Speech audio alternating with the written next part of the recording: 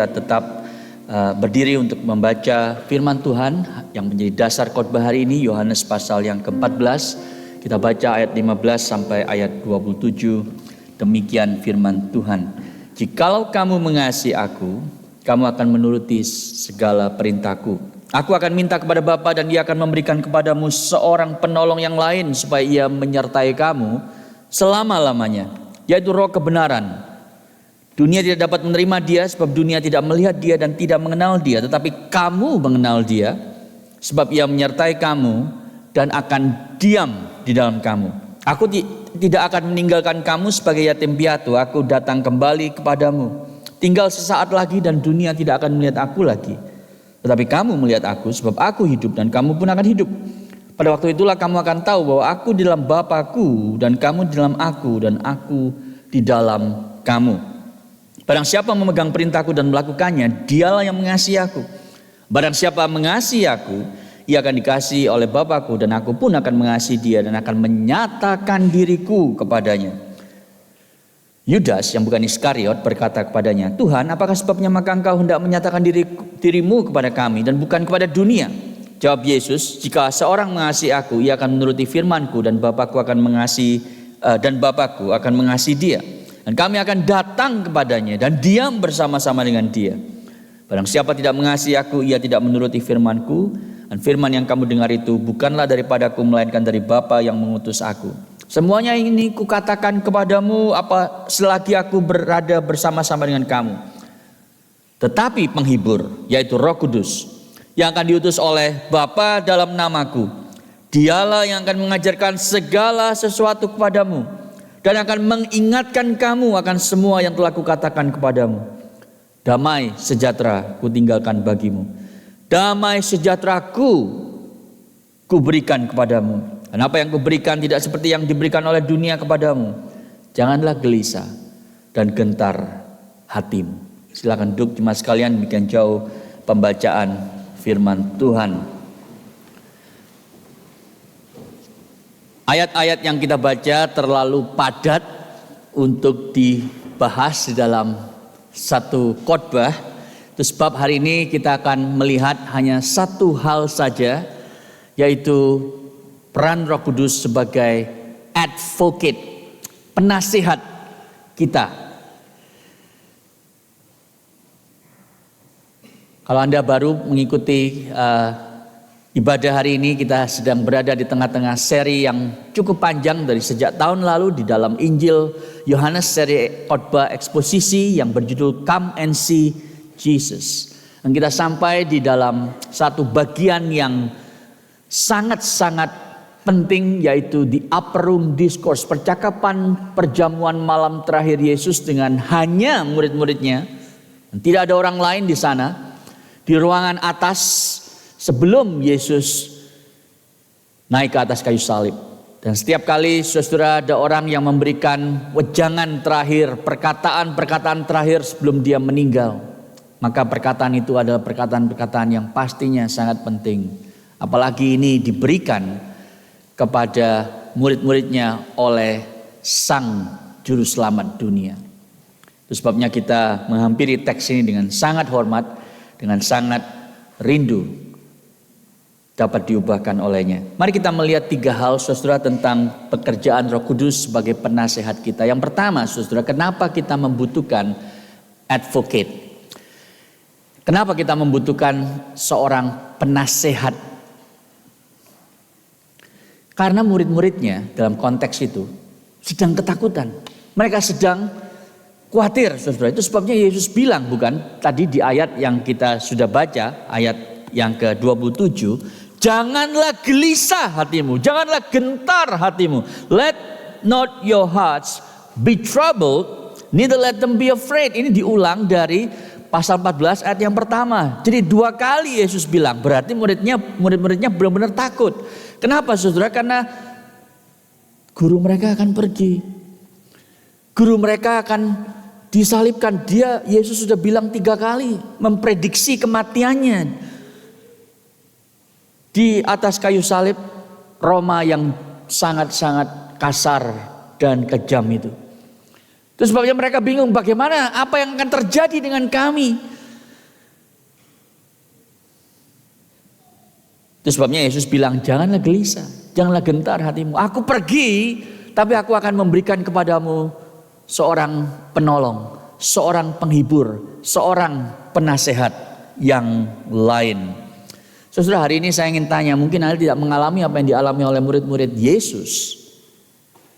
Karena kita berada di era yang berbeda, tetapi kita sangat membutuhkan perkataan Yesus ini. Kita sangat membutuhkan damai sejahtera Yesus itu turun atas kita. Kenapa saudara? Karena hari ini kita punya banyak hal yang membuat hati kita itu gelisah dan gentar. Saya ingin tanya kepada Anda pagi ini. Kalau Anda jujur di hadapan Tuhan, apa yang membuat Anda gelisah? Apa yang membuat Anda gelisah? Saudara, mungkin masalah kesehatan Anda, mungkin masalah finansial, mungkin ketegangan di rumah, mungkin masalah masa depan Anda, masa depan anak Anda. Ada banyak hal yang membuat kita itu merasa, saya tuh gak bisa merasa damai. Karena khawatir terus. Dan saudara, kalau kita jujur itu yang dialami oleh banyak orang. Termasuk tentunya kalau Anda lihat berita, Melbourne sedang dilanda Swift mania, ya. Taylor Swift is in town. Jadi saya mesti mention saudara. Salah satu lagunya itu bilang begini, yang saya pikir menggambarkan persis struggle-nya dan struggle jutaan manusia, termasuk mungkin Anda dan saya. Dalam lagunya dia bilang begini,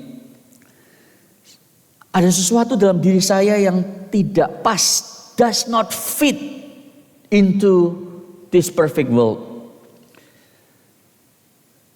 Dan mungkin kau melihat saya dan kau sadar bahwa saya berusaha terlalu keras untuk berbicara, untuk berjalan, untuk berpikir. Dan stop.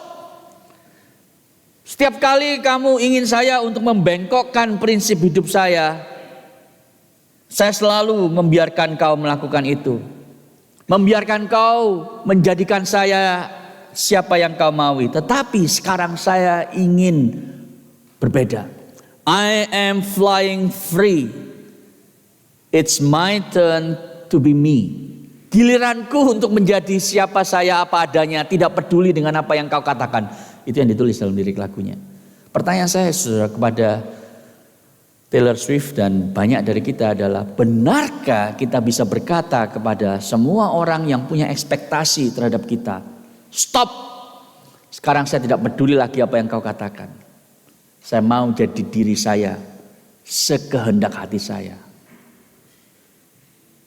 Karena buktinya saudara, kita gampang sekali tersinggung kalau ada orang yang mengkritik kita.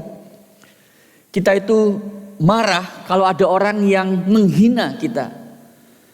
Kita itu merasa saudara kalau ada orang yang kasak kusuk tentang kita, kita bilang, ya biarinlah.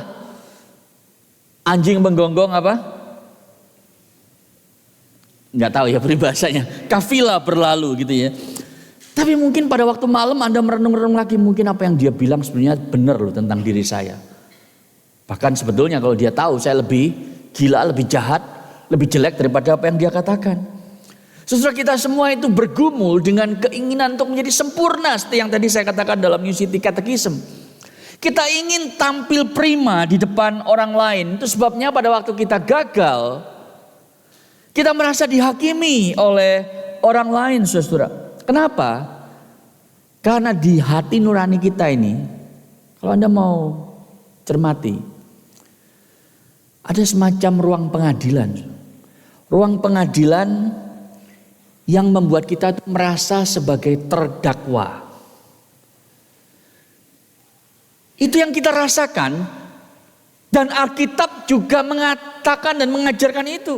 Bahwa kita itu satu kali nanti akan berdiri di hadapan tata pengadilan Kristus. Dan Anda adalah terdakwa di sana. Anda berdiri sebagai seorang yang tertuduh di hadapan Allah yang esa, Allah yang hidup, Allah yang tahu semua hal yang Anda lakukan dari detik ke detik, hari ke hari, tahun ke tahun. Anda merasa expose, tidak ada lagi topeng, tidak ada lagi hal yang Anda bisa sembunyikan di hadapannya. Tidak ada lagi pembelaan, tidak ada lagi excuse karena Anda berdiri di hadapan Allah, di hadapan Yesus juga, yang matanya itu terlalu sempurna, terlalu pure, dan tidak ada yang Anda bisa katakan untuk membela diri lagi.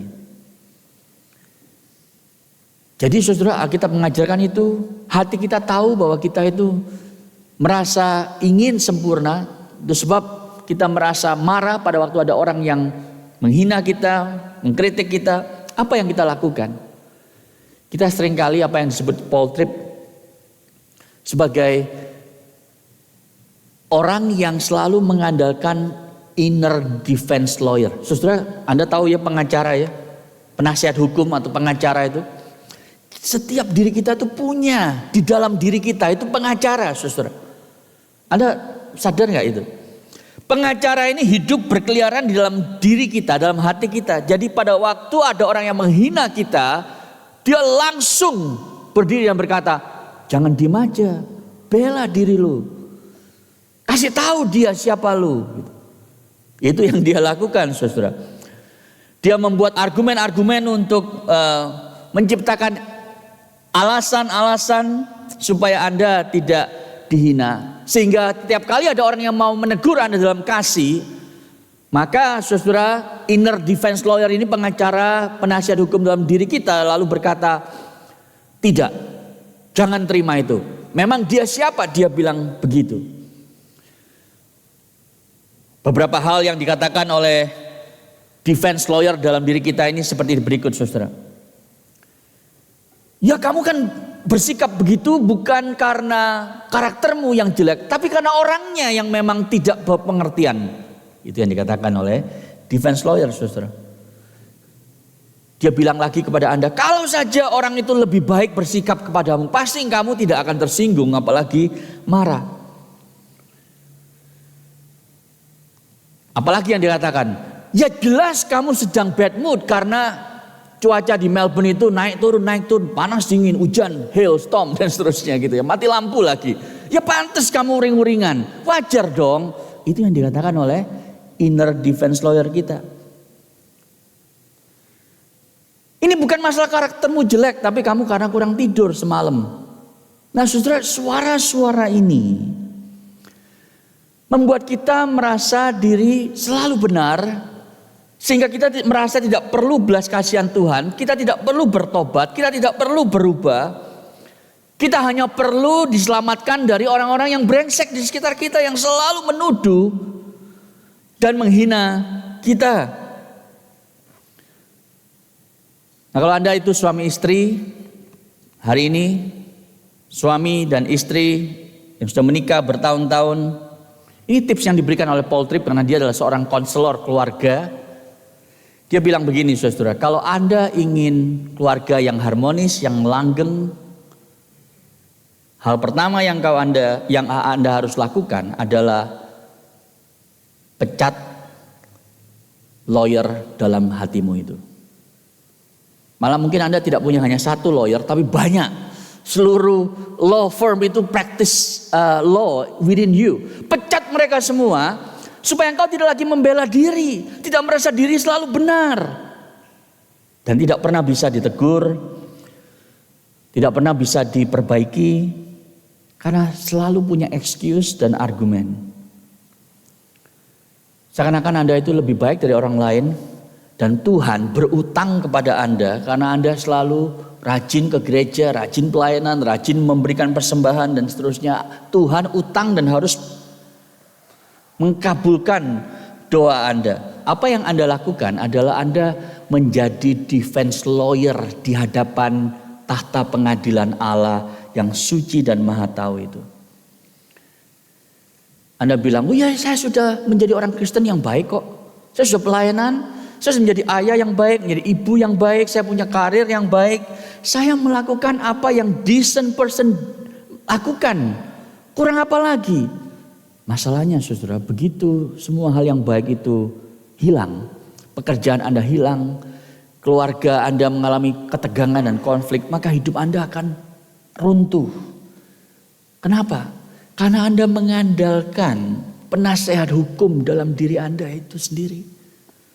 Itu sebabnya saudara kita butuh penasihat hukum yang lain.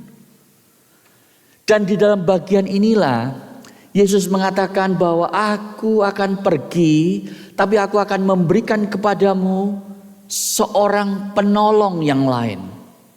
Ini yang akan kita lihat di poin yang kedua, the Holy Spirit as our advocate. Saudara, doktrin Roh Kudus itu luas dan panjang dan lebar dan dalam kalau dibahas gitu ya. Tapi ada beberapa hal yang saya ingin Anda perhatikan dari teks yang kita baca. Yang pertama, saudara, Yesus itu berjanji untuk meminta Bapaknya mengirim seorang penolong atau penasehat atau penghibur yang lain. Dan dikatakan dia akan beserta dengan engkau selama-lamanya. Saudara, ini membuat perbedaan besar sekali dengan perjanjian lama. Orang-orang percaya di perjanjian lama. Anda ingat Raja Saul mendapatkan Roh Kudus, dia bekerja, dia melayani Allah dengan luar biasa. Tapi setelah dia berdosa, Roh Allah itu undur dari dia. Di perjanjian baru, saudara, ketika Yesus berkata, aku akan memberikan kepadamu seorang penolong yang lain. Selamanya dia tidak pernah undur. Itu sebabnya kita tidak pernah bisa berdoa kalau Anda sudah menerima Yesus. Lalu tiap kali berdoa, Yesus masuklah dalam hatiku. Gak mungkin saudara Anda minta Yesus bolak-balik. Emang Yesus itu keluar masuk. Enggak. Paulus mengatakan bahwa tanpa Roh Allah di dalam hatimu, tidak mungkin kita itu bisa percaya Yesus. Jadi Roh Allah itu diberikan kepada diri kita selamanya. Anda bisa baca di ayat 16 dan 17. Dan tidak akan pernah undur, tidak akan pernah lenyap dari hidupmu. Jadi jangan berdoa mengundang Yesus masuk lagi dalam hatimu, karena dia tidak akan pernah pergi dari hatimu. Melalui rohnya dia mendiami engkau. Bahkan dia mereproduksi dirinya di dalam dirimu. Yang kedua saudara yang kita perlu tahu, Roh Kudus itu digambarkan Yesus sebagai individu. Kalau Anda lihat ayat yang ke-17 dalam bahasa Inggris, dunia tidak, the world cannot accept him, bukan it. Yesus tidak bilang begini, the world cannot accept it because it neither sees it nor knows it. Enggak, tapi pakai kata him. Karena menunjuk kepada seorang pribadi. Karena Roh Kudus itu adalah seorang pribadi. Kita orang modern, kita suka pikir Roh Kudus itu kayak di film Star Wars itu ya. May the force be with you. Jadi kekuatan yang abstrak gitu. Kuasa yang gaib, yang dari Tuhan berserta dengan kau. Enggak, saudara, dia adalah seorang pribadi yang Anda bisa buat sedih dan Anda membuat pribadi ini berduka cita karena dosamu. Dia adalah seorang pribadi. Yang kedua, yang ketiga, saudara, pada waktu Yesus minta kepada Bapaknya untuk mengirimkan Roh Kudus, itu hanya bisa terjadi, Roh Kudus hanya bisa turun dan menaungi kita setelah apa? Setelah Yesus mati untuk dosa kita dan dibangkitkan untuk kebenaran kita. Itu adalah kondisi prerequisite sebelum Roh Kudus itu bisa turun. Itu sebabnya Yesus harus mati supaya dia bisa beserta dengan kita. Semua orang percaya, bukan hanya di abad pertama di Yerusalem bagi 12 murid atau beberapa ratus murid, tapi bagi semua orang percaya di berbagai belahan bumi ini, karena dia sekarang hadir lewat rohnya. Yang keempat, saudara, kita harus bersyukur karena kalau Anda membaca ayat 17b, Roh Kudus ini tadinya bersama dengan mereka, karena mereka sudah pelayanan, menyembuhkan orang sakit, mengusir setan, itu ada Roh Kudus yang menyertai mereka, ya kan?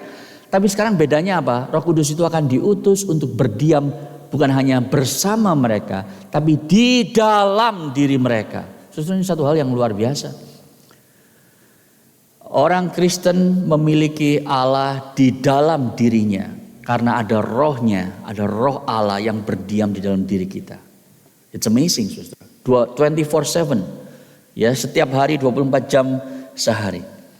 Nah, itu beberapa hal, kalau didalamin bisa jadi kelas katekisasi nanti ya. Tapi mari kita perhatikan kata parakletos, karena saya ingin fokus hari ini di kata parakletos itu ya. Saudara, kata yang dipakai di dalam bahasa Inggris itu macam-macam dan ini luar biasa, saudara. Karena apa? Karena kata parakletos ini sangat dalam. Sehingga tidak ada kata di dalam bahasa Inggris, apalagi bahasa Indonesia. Jadi ya, bahasa Yunani itu jauh lebih luas dibanding bahasa Inggris, yang jauh lebih luas daripada bahasa Indonesia, saudara.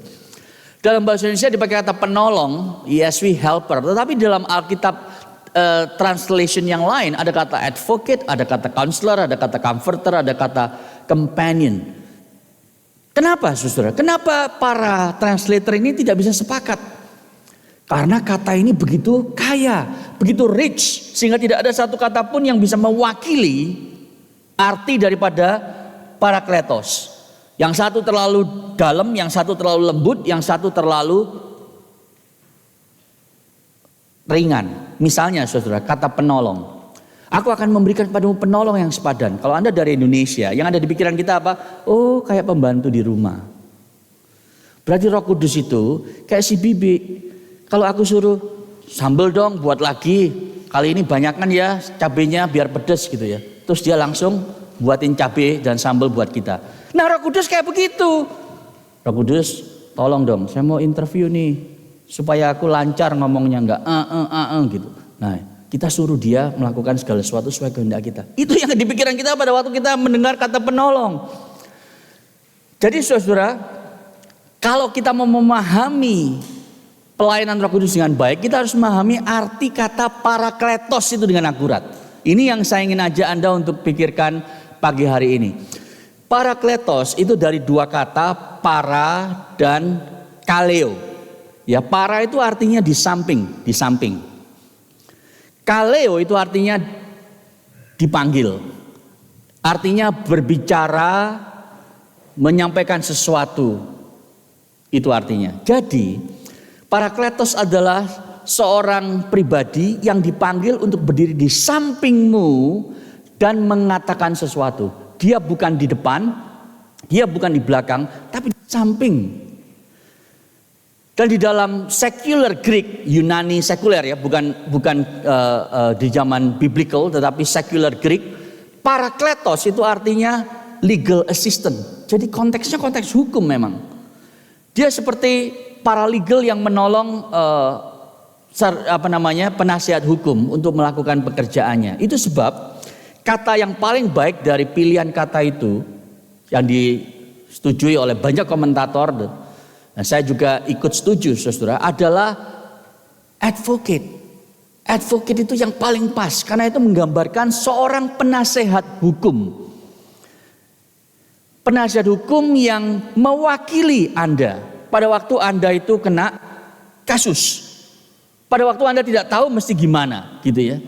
Maka Anda membutuhkan seorang penasihat hukum yang tahu seluk-beluk, lika-liku, apalagi bahasa Indonesianya, ya hukum. Nah, itu yang kita butuhkan. Nah, jadi saudara, apa pelayanan Roh Kudus sebagai penasehat hukum? Saudara, ada banyak hal yang dia lakukan. Ya, dalam slide berikutnya, jangan khawatir, saya tidak akan bahas secara mendalam semua ini, tetapi ini beberapa hal yang Roh Kudus lakukan bagi Anda dan saya. Dia melahirbarukan kita. Dia menyadarkan kita, menginsafkan kita akan dosa. Dia memberikan kita karunia-karunia rohani.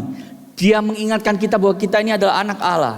Dia memimpin kita. Dia memenuhi kita dan membuat kita itu menghasilkan buah roh. Dia itu memberikan hidup Kristus di dalam diri kita, mereproduksi Kristus dalam diri kita. Dia menguatkan, memampukan kita untuk membunuh dosa. Dia itu berdoa bagi kita pada waktu kita tidak tahu mau doa apa. Saudara pernah gitu sebagai orang Kristen? Mungkin tiap hari ya. Tuhan, saya nggak tahu mau berdoa apa. Lalu mendingan nggak berdoa. Enggak, Anda harus terus punya waktu teduh di hadapan Tuhan. Karena apa? Roh Kudus yang akan memberitahu Anda apa yang harus Anda doakan. Roh Kudus memimpin Anda dalam kebenaran, dan Roh Kudus itu yang mentransformasi Anda di dalam rupa Kristus. Jadi ini semua dilakukan oleh Roh Kudus sebagai seorang penasehat kita, saudara. Tetapi ada satu hal yang paling utama yang dilakukan Roh Kudus. Kalau Anda lihat benang merah dari semua ini, kira-kira apa? Kalau Anda harus merangkum, jadi intinya apa sih yang dikerjakan Roh Kudus? Apa sih intinya? Ada di ayat yang ke-26 berikutnya, slide berikutnya. Katakan Yesus bilang, the helper, the Holy Spirit, the advocate itu, whom the Father will send in my name. He will teach you all things and bring to your remembrance all that I have said to you. Pekerjaan utama Roh Kudus pada waktu dia menyadarkan kita akan dosa, pada waktu dia itu memberikan kepada kita kemampuan untuk melawan dosa, cara dia bekerja adalah mengingatkan orang percaya akan apa yang Yesus itu ajarkan dan apa yang Yesus itu sudah lakukan bagi kita. Dengan kata lain, saudara, pekerjaan utama Roh Kudus itu adalah membuat Yesus itu real dalam hidup kita. Bukan hanya sebagai teori, tapi realita. Bukan hanya sebagai doktrin, tapi pengalaman. Ada beberapa ilustrasi yang dipakai oleh teolog, saudara. Salah satunya adalah Roh Kudus itu sebagai flashlight. Anda tahu flashlight ya? Saya bawa flashlight hari ini. Ini bahasa Yunaninya sentolop. Kalau Anda tidak tahu ya. Nah, saudara, kalau Anda melihat flashlight, dan ini cukup terang ya. Pada waktu saya menunjuk kepada sebuah objek, saudara. Dan kalau saya menunjuk kepada sebuah objek, yang Anda fokuskan bukan flashlightnya, ya kan? Tetapi kepada objek yang saya tunjuk. Jadi fungsi flashlight ini adalah untuk menerangi objek yang saya tunjuk itu, supaya jelas fiturnya, supaya jelas bahwa sekarang sudah jam 12 kurang berapa? 7 menit gitu ya. Supaya Anda tahu itu. Fokus Anda bukan di sini, bukan di flashlight, ya kan? Demikian juga saudara, Roh Kudus fungsinya bukan untuk mengajak Anda itu memperhatikan Dia. Tapi pribadi ketiga dari Allah Tritunggal ini menunjuk kepada pribadi kedua. Dialah, kata Yesus, yang akan mengingatkan kamu segala sesuatu yang aku ajarkan. Dia membuat Yesus itu real dalam hidupmu. Saudara, kalau Anda cuma ngerti gini ya, oh kasih Yesus itu panjang, dalam, lebar, dan tinggi, luar biasa. Tapi Anda gak pernah ngalamin. Kayak apa sih? Anda gak pernah dalam doa itu menangis, Tuhan, kenapa bisa saya yang dipilih untuk percaya kepadamu, padahal saya itu begitu brengsek. Kalau Anda gak pernah mengalami itu, Anda gak pernah mengalami pelayanan Roh Kudus di dalam hidupmu. It's one thing to understand the love of Christ. It's quite another to experience the love of Christ. Anda mungkin tahu di kepala yang namanya madu itu pasti manis. Anda bilang, saya sudah baca banyak jurnal tentang madu. Madu Australia, madu New Zealand, itu manisnya berbeda gitu. Terus ditanya, pernah nggak cobain? Nggak pernah sih. Saya cuma baca aja semua studi tentang madu. Beda nggak, saudara? Beda. Tapi kalau Anda pernah mengalami, Anda akan bilang, yang ini manisnya ada asamnya dikit. Wah, luar biasa. Kenapa? Karena Anda mengalami manisnya madu, bukan hanya tahu. Itu yang Roh Kudus lakukan bagi Anda dan saya. Jadi dalam semua hal yang tadi dia kerjakan, fokusnya adalah membuat Yesus itu real. Dan untuk itu bisa terjadi, saudara, Roh Kudus itu harus menyadarkan Anda akan dosa Anda. Kalau Anda punya teman yang baik, Anda tahu dia teman baik dari mana? Anda tahu dia teman yang baik kalau dia berani menegur Anda dalam kasih, ya kan? Sehingga waktu Anda itu melakukan hal yang salah, dia nggak diem aja, biarinlah. Daripada nanti kita berantem, biarin aja dia begitu.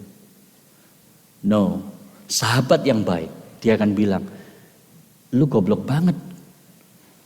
That is a stupid thing you are doing. Stop, berubahlah sebelum kau nanti celaka. Itu sahabat yang baik, saudara. Roh Kudus juga demikian. Dia akan memberitahu kita, jangan merencanakan dosa. Jangan mempertahankan diri. Karena apa yang orang lain kritik tentang dirimu itu benar adanya. Ayo berubah. Itu yang dikatakan oleh Roh Kudus kepada kita. Jadi Roh Kudus di sisi lain mengatakan bahwa Anda orang berdosa. Tapi di sisi lain dia akan mengingatkan, engkau sudah dikasihi oleh Allah di dalam Yesus. Tidak perlu lagi terlalu pusing dengan kritikan orang lain, pendapat orang lain tentang diri kita. Tadi Taylor Swift, dia bilang, aku tidak mau lagi peduli. Benarkah kita bisa benar-benar kebal? Benar-benar tidak peduli dengan pendapat orang lain? Saya banyak ngobrol dengan mahasiswa di dalam 18 tahun pelayanan di ICC Melbourne, saudara. Dan tentu salah satu problem yang muncul dalam diri banyak mahasiswa adalah tuntutan orang tua. Kita merasa mamaku itu loh, papaku. Ya itu kalau sudah begitu ya, Anda tahu kan terusannya. Mereka mengharapkan aku begini, begitu. Sehingga aku ini stres, depresi. Mereka tidak mengerti saya. Saudara, itu baru orang tua yang memang punya peran dominan dalam hidup Anda. Bagaimana dengan bosmu di tempat kerja? Bagaimana dengan sahabat-sahabatmu? Malu dong kalau saya tidak begini dan tidak begitu. Saudara, kita tidak akan pernah lepas daripada opini dan pendapat orang lain. Dan itu mempengaruhi kita, bahkan mencengkram kita. Tetapi yang dilakukan Roh Kudus adalah dia mengingatkan kita bahwa ya kamu orang berdosa, kamu memang perlu berubah. Tetapi kamu dikasihi oleh Allah dalam Kristus dan kasihnya itu cukup. Ini yang dikatakan Roh Kudus, saudara, bagi kita dalam slide berikutnya. Kalau if the love of Christ is real for you, you will not be needing the adoration, attention or affection of other people to make you happy. Kalau kasih Kristus itu real bagi kamu, tidak abstrak, tidak teoretikal, hanya doktrin saja, Anda tidak akan perlu perhatian, pujian, atau afeksi dari orang lain untuk membuat engkau bahagia. Gak perlu, kenapa? Karena engkau sudah menerima cukup dari Kristus. Jadi kalau ada suami atau ada istri yang salah paham terhadap Anda tidak kemudian merasa, buat apa saya meneruskan pernikahan ini? Enggak, Anda tidak akan berpikir seperti itu. Kenapa? Karena Anda menerima Kristus itu cukup. Anda tidak akan melihat diri Anda seperti gelas kosong yang perlu diisi air, pujian, perhatian dari orang lain. Enggak, kenapa? Karena Anda gelasnya selalu penuh. Penuh dengan apa? Kasih Kristus yang sudah Dia nyatakan di atas kayu salib. Itu yang Roh Kudus lakukan, saudara. Karena kalau Anda terus melihat diri Anda seperti gelas kosong yang perlu pujian dan pengakuan dari orang lain, maka Anda sedang mengharapkan seorang yang juga berdosa sama seperti Anda untuk membuat Anda bahagia. Anda menyerahkan kunci kebahagiaan hidup Anda kepada orang lain. Tolong ya, ini kunci kebahagiaan hidupku. Pujilah aku, perhatikanlah aku, dukunglah aku, akuilah aku. Pada waktu mereka gagal melakukan itu, Anda akan menjadi marah, tersinggung, stres dan seterusnya. Dan Roh Kudus mengingatkan Anda, kasih Kristus itu cukup bagimu. Tapi engkau harus berubah, bukan lagi membela diri. Saudara, itu the Holy Spirit as our advocate. Tapi yang ketiga, saudara, yang terakhir, bukan hanya Dia itu penasihat kita, tapi Dia penasehat yang lain. Penasehat yang lain. Nah, saya akan fokus di kata another di sana. Kelihatannya kecil ya, nggak penting ya. Kita suka lewat, ya sudah Dia penolong yang lain gitu. Tapi hari ini kita akan pakai kaca pembesar dan melihat kata ini. Saudara, ada dua kata dalam bahasa Yunani yang dipakai di Perjanjian Baru untuk menunjukkan kata another ini. Yang pertama adalah another yang jenisnya sama. Yang kedua adalah another yang jenisnya beda. Nah, ada satu tempat di Galatia 1:6-7 ayatnya ada di sini yang ditulis oleh Rasul Paulus, ya. Dan dua-duanya muncul. Jadi ini menolong kita, saudara. Jadi pada waktu dia bilang kepada jemaat Galatia itu, dia kesel sekali, ya. Paulus agak kasar memang di surat itu karena dia bilang, Aduh gemes deh, itu kalau saya terjemahkan ya dalam bahasa populer. Gemes deh aku sama kamu jemaat Galatia.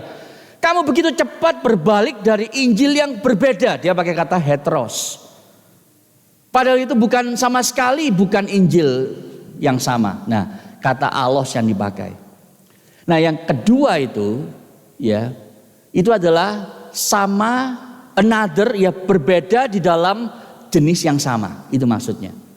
Yang dipakai Yesus adalah bukan yang pertama tapi yang kedua, alos itu. Jadi maksudnya begini saudara. Penolong yang lain ini adalah penolong yang sama yang engkau sudah miliki di tengah-tengahmu. Yaitu siapa? Aku sendiri, kata Yesus.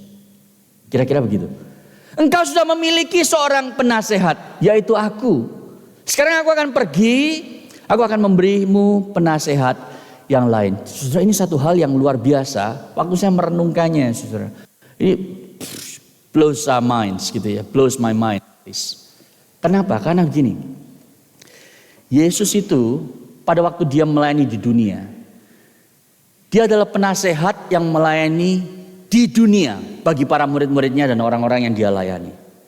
Sekarang dia akan pergi dan dia terus menjadi penasehat kita. Di mana saudara? Di sorga, di dalam pengadilan sorga. Itu sebabnya dia mengutus penolong yang kedua, the second advocate ini, untuk melayani di dunia, di dalam hatimu dan hatiku. Sehingga kita punya dua penasehat. Yang satu di dalam, yang satu lagi di sorga, di luar diri kita. Dan pekerjaan penasihat kedua di dalam diri kita itu adalah menunjuk kepada penasehat yang pertama yang ada di luar kita, yaitu Yesus. Sudah ngerti ini? Ini satu hal yang luar biasa, saudara. Dan penasihat di dalam diri kita inilah yang akan terus menerus melakukan conversation, ya, bercakap-cakap, bahkan mungkin bertentangan dengan tadi penasehat yang kita miliki dalam diri kita, suara kedagingan kita dan suara penasehat yang kedua ini di dalam diri kita itu terus menerus bermain, saudara. Tapi bedanya apa? Penasehat yang kedua ini, the second advocate, Roh Kudus ini menunjuk kepada Yesus yang sedang ada di sorga membela perkara kita. Jadi saudara, Anda tidak akan pernah bisa memahami pekerjaan Roh Kudus tanpa sebagai penasihat kedua, tanpa Anda memahami pekerjaan penasehat yang pertama. Anda pernah tanya nggak sih waktu Bible study growing up as Christian, kenapa Yesus menyebut Roh Kudus penasehat yang lain, yang kedua? Karena dia ingin kita memahami, dialah penasehat yang pertama. Saudara, apa yang dilakukan Yesus? Kalau Anda seperti saya, saudara ya, Anda mungkin sering dulu lihat Law and Order. Ya, di Indonesia ada, saudara ya. Siapa yang pernah lihat Law and Order? 20 episode, ya luar biasa. 20 season. Jadi berarti 20 tahun. Enggak pernah lihat ya? Terlalu sibuk atau terlalu rohani gitu ya, enggak mau lihat TV show. Law and Order. Nah, Anda tahu itu adalah the longest running legal procedure drama on TV ya. Pemainnya begitu banyak dan Anda dihadapkan dengan ruang pengadilan. Lalu ada orang yang terdakwa ya melakukan kejahatan. Nah, apa yang terjadi kemudian? Biasanya ada defense lawyer, ya kan, pengacara, pembela hukum, penasehat hukum yang akan membela kasusnya, saudara. Itu yang dilakukan Yesus bagi kita sebetulnya. Kita adalah terdakwa dan tertuduh. Lalu apa yang terjadi? Menarik di dalam TV show itu tiap episode,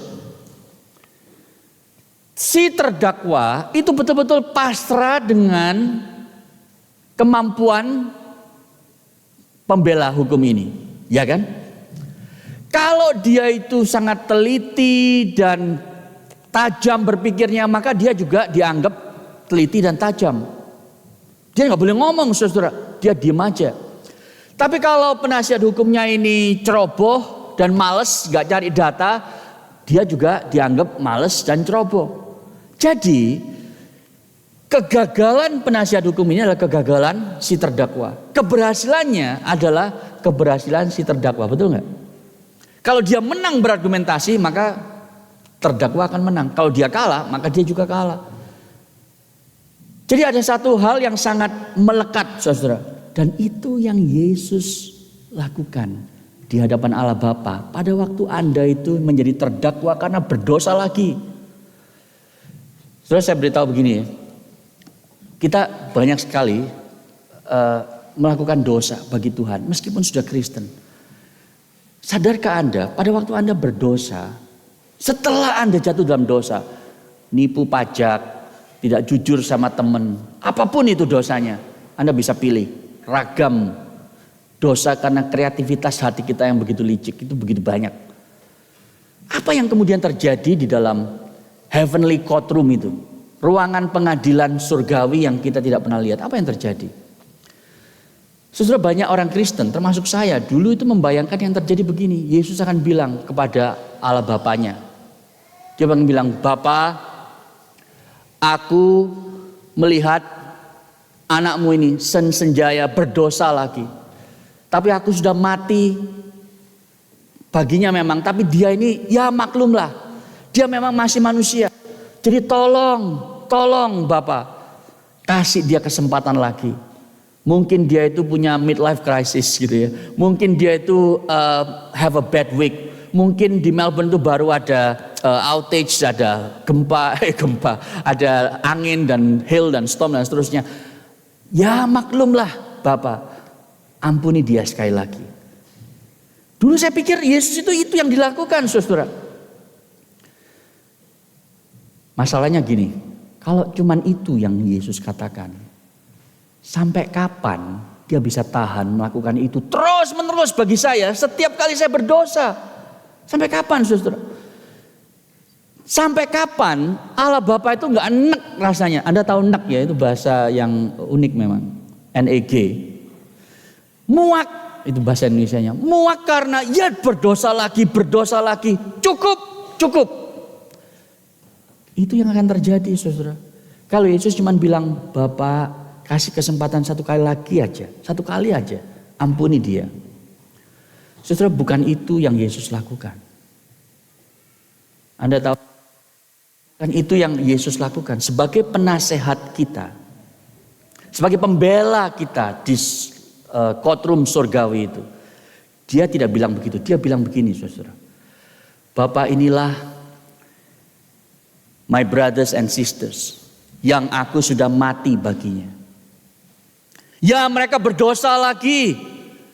Mereka itu selfish, memikirkan diri sendiri. Mereka tidak mengasihimu dengan segenap hati, pikiran, kekuatan, dan jiwa mereka. Mereka tidak mengasihi sesama mereka seperti diri mereka sendiri. Mereka sudah gagal lagi. Ya Bapak. Tapi kegagalan mereka, hutang dosa mereka itu aku sudah bayar full di atas kayu salib. Aku sudah mati baginya. Dan hukummu ya Bapak," Yesus bilang, "hukummu mengatakan bahwa upah dosa adalah maut, kematian. Dan aku sudah mati bagi mereka. Dan Bapa, Engkau adalah Allah yang adil. Dan Engkau tidak mungkin memberikan penghukuman kepada dosa yang sama. Tidak mungkin menuntut pembayaran akan hutang yang sama." Itu yang Yesus katakan. Sehingga yang aku tuntut darimu bukanlah mercy, bukanlah belas kasih, tapi aku menuntut keadilan darimu Bapa, bagi saudara-saudaraku ini yang sekarang berdosa lagi. Kalau Engkau adalah Allah yang adil, Engkau akan mengampuni mereka karena hutang dosa mereka aku sudah bayar satu kali selamanya lunas di atas kayu salib. Itu yang terjadi, saudara. Yesus tidak menuntut belas kasih dari Bapa. Yesus menuntut keadilan Bapa. Itu sebabnya Anda dan saya meskipun berdosa lagi, Anda diampuni. Karena apa yang Yesus lakukan. Saudara, kalau Anda tergerak akan kebenaran ini, saat ini juga, itu karena ada Allah Roh Kudus dalam diri Anda, dalam hatimu. Yang sedang sekarang itu mengingatkan Anda akan apa yang Yesus sedang lakukan di tahta pengadilan Allah. Dan apa yang Yesus sudah pernah lakukan 2000 tahun yang lalu di atas kayu salib bagi Anda. Roh Kudus yang mengingatkan Anda dan membuat Anda merasa iya ya. Kalau aku berdiri tanpa pembela, penasehat, yaitu Yesus itu. Maka kalau ada timbangan itu, yang satu adalah keadilan Allah, tuntutan hukum Allah. Dan ini moralitasku, kesalehan agamaku, perbuatan baikku, persembahan waktu, tenaga, uangku di gereja. Pastilah aku akan gagal. Pastilah aku akan mati. Tetapi karena ada Yesus yang membelaku, maka sekarang aku diampuni sekali lagi. Bahkan karena apa yang Yesus lakukan, seakan-akan aku ini di mata Allah sepertinya adalah orang yang tidak pernah berdosa sama sekali. Karena apa? Karena Yesus menghidupi hidup yang kita tidak mampu hidupi dengan sempurna, mentaati hukum Allah. Dan dia mati untuk menanggung dosa yang dia tidak pernah lakukan, tapi menanggung dosa kita. Itu sebabnya di mata Allah, Anda dan saya itu kelihatannya sama sekali tidak berdosa. Karena yang dia lihat adalah Yesus. Saudara, waktu Allah memandang saya sekarang nih, detik ini nih, saya lagi berkhotbah seperti ini. Saya suka membayangkan begini. Allah itu berkata, ya bisa khotbah seperti itu, tapi saya tahu kehidupannya. Itu yang Allah katakan. Dia tidak sepenuhnya, Allah bilang, dia ini tidak sepenuhnya mencintaiku. Buktinya A, B, C, D, Allah tahu saudara. Saya tidak perlu ngaku dosa sama Anda kan. Tapi Allah tahu dosa saya. Allah bilang, ya bisa berkhotbah tapi hidupnya masih seperti itu. Tapi saudara tahu, saya yakin seyakin-yakinnya bahwa pelayanan saya berkhotbah setiap minggu, persiapan 15 jam sehari dan seminggu dan untuk khotbah 40 menit. Saya yakin seyakin-yakinnya bahwa meskipun hidup saya belum sempurna, masih berdosa saudara. Apa yang saya persembahkan bagi dia di dalam khotbah ini diberkati dan menjadi dupa yang harum di hadapan Tuhan. Saudara tahu kenapa? Karena pada waktu Allah melihat saya dari surga, melihat saya yang tidak sempurna ini, yang dia lihat adalah Yesus dalam diri saya. Sehingga dia bilang begini, meskipun dia tidak sempurna, tapi anakku sudah mati baginya. Itu sebabnya semua persembahannya yang tidak sempurna itu sekarang disempurnakan oleh Yesus. Itu saudara, definisi orang Kristen. Anda tidak lagi peduli, bergantung pada opini manusia. Anda tidak lagi peduli dan bergantung kepada usaha kita untuk dibenarkan Allah, tapi Anda bergantung sepenuhnya kepada Yesus Kristus yang sudah hidup dan mati bagimu. Dan kalau Anda memiliki Roh Kudus dalam hatimu, itu yang dia akan ingatkan terus untuk Anda kembali kepada Yesus, untuk Anda datang kepada Yesus pertama kalinya. Maukah Anda melakukan itu pagi ini? Mari kita tunduk kepala, kita berdoa.